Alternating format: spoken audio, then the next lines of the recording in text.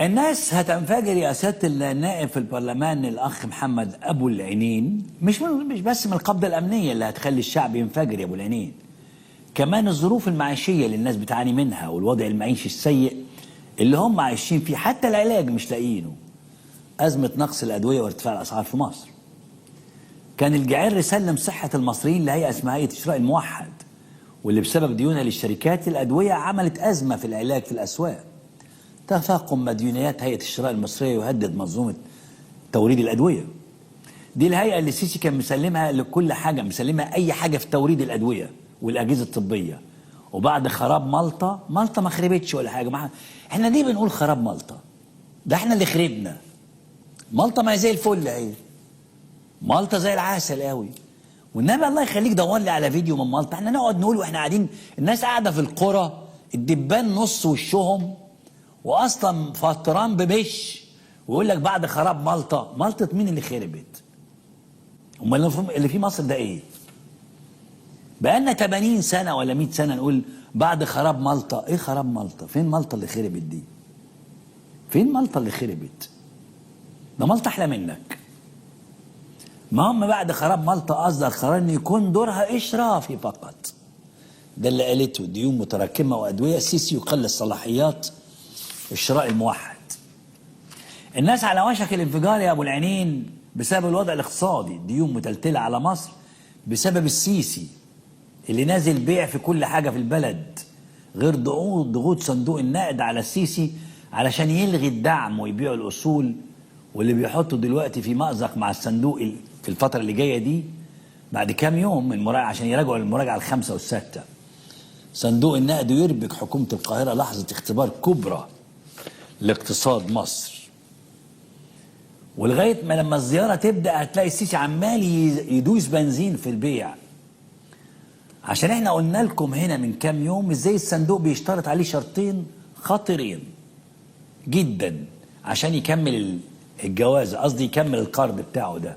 الناس هتنفجر بسبب بيع البلد وقطر البيع اللي ما بيوقفش في محطه نهائيا. النهارده القطر بتاع بيع البلد وصل لمدينه نصر، وفي حته من اهم المناطق، حته ارض المعارض القديمه في مصر في مدينه نصر، مساحه شاسعه بتصل لالاف الامتار. ارض المعارض دي اللي ياما الواحد ليه ذكريات فيها هتتباع النهارده. اتفضل يا بيه. تخيل ارض المعارض دي اللي ياما رحنا فيها، معارض الكتاب. ناس راحت معارض تانية بس انا ما رحتهاش غير عشان معرض الكتاب، وكانت لينا ذكريات فيها في معرض الكتاب. هتتباع خلاص يا بيه. مين فينا ما راحش ارض المعارض في مدينه نصر عشان يعرض معرض كتاب او حتى معارض سلع معمره؟ دي خريطه لارض المعارض اهي. دي ارض المعارض. ماشي؟ النهارده يا ساده موقع القاهره 24 نشر خبر عن تحالف خليجي مقدم عرض ضخم عشان يشتري ارض المعارض في مدينه نصر. عرض خليجي ضخم لشراء ارض المعارض بمدينه نصر. اهو الخبر اهو. قدم تحالف خليجي عرضا ضخما لشراء ارض المعارض بمدينه نصر. العرض ياتي ضمن صفقه. انا عندي حل. انتوا بتتسرسبوا كده في شارع صلاح سالم عايزين تبيعوه، بس واضح ان انتوا بتبيعوه قطاعي مش جمله. ما هو ارض المعارض دي في مدينه نصر. معلش هات خريطه ارض المعارض كده. انا في فكره عندي. واضح ان انتوا بتبيعوا البلد، بتبيعوها ايه بقى؟ اللي هو قطاعي. يعني بص، هي في صلاح سالم، هي على صلاح سالم اهي.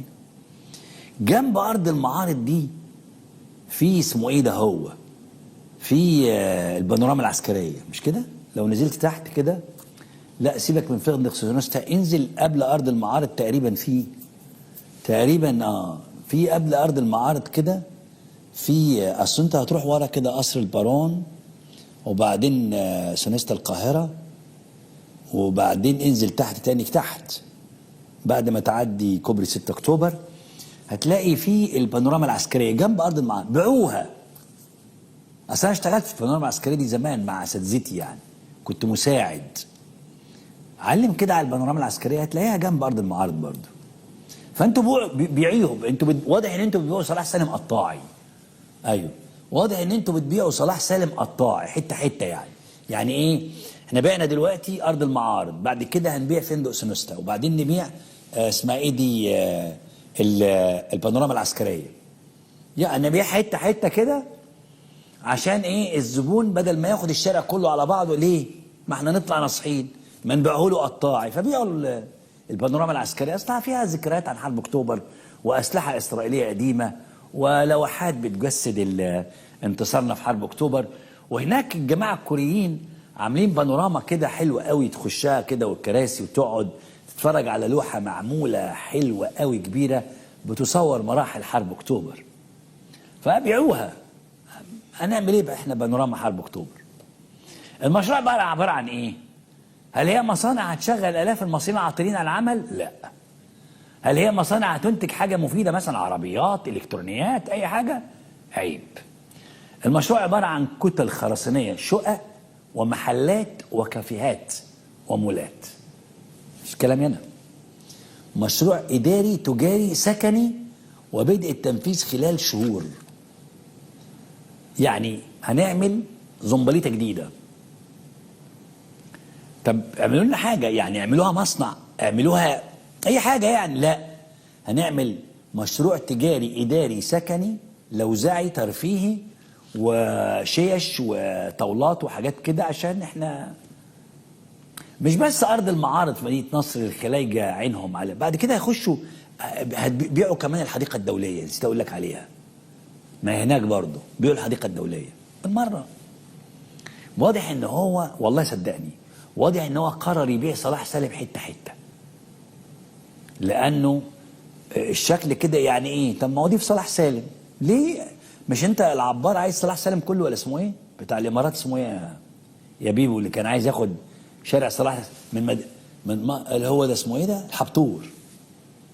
عايز ياخد صلاح سالم كله من اول عمرو، يعني عند جامع عمرو كده، عند الكوبري اللي هناك ده اللي بيوديك عند السينما فاتن حمامه، لحد الكليه الحربيه. قال لك انا عايز الحته دي، انا عايز صلاح سالم كله.